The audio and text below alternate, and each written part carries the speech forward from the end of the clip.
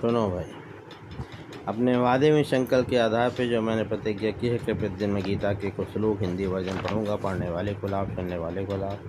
और सबसे बड़ी चीज़, भगवान कृष्ण स्वयं कहते हैं, जितनी देर पढ़ा सुना जाएगा मैं ज्ञान यज्ञ से पूजित होऊंगा।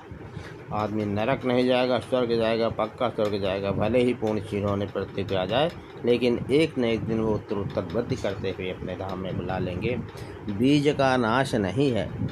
भगवान मनुष्य की तरह स्वार्थी नहीं है। अहेतुक कृपा कहते हैं, बगैर किसी हित के। तस्माद् ज्ञान संभूतम हत स्थपम ज्ञानाशिनात्मना छित वैनम संशयम योग मातिष्ठोत्तिष्ठ भारत। विकारों पर विजय पार पाना ही युद्ध है। वो मार काट वाला युद्ध नहीं बताया गया, एक दूसरे को मारो बांटो। ये आंतरिक युद्ध है। इसी को जो जीत लेता है उसी को युद्ध पार पाना कहते हैं। हाँ, निसंदेह उस समय महाभारत हुआ, युद्ध हुआ होगा, लेकिन स्थिर बुद्धि की जहाँ तक बात कर रहे हैं, जहाँ मौन की बात कर रहे हैं, वहाँ मार काट की बात कहाँ से आ गई। निष्कर्ष क्या हुआ? चतुर्थ अध्याय में आरंभ में योगेश्वर श्री कृष्ण ने कहा कि इस योग को मैंने सूर्य के प्रति कहा, सूर्य ने मनु और मनु ने श्वास के प्रति कहा, और राजर्षियों ने जाना। मैंने अथवा अव्यक्त स्थित वाले ने कहा। महापुरुष भी अव्यक्त रूप वाला ही है। तो देखने में तो मालूम पड़ जाएगा, इसी तरह का आँख, कान, नाक रहेगा, लेकिन उसकी एक स्थिति रहती है।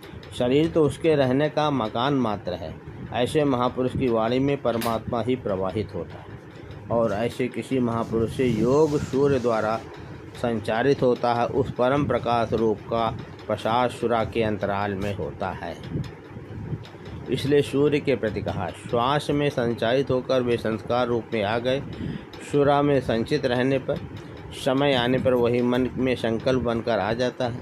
उसकी महत्ता समझने पर मन में उस वाक्य के प्रति इच्छा जागृत होती है और योग कार्य रूप ले लेता है।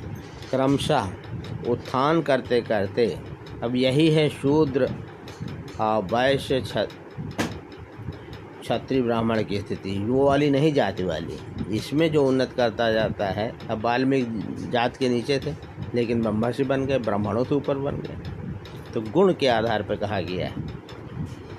क्रमशः उत्थान करते करते यह योग रिद्धियों, सिद्धियों, राजस्व को श्रेणी तक पहुँचाने पर नष्ट होने की स्थिति में जा पहुँचता है। किंतु जो प्रिय भक्त है, अनंत सका है, उसे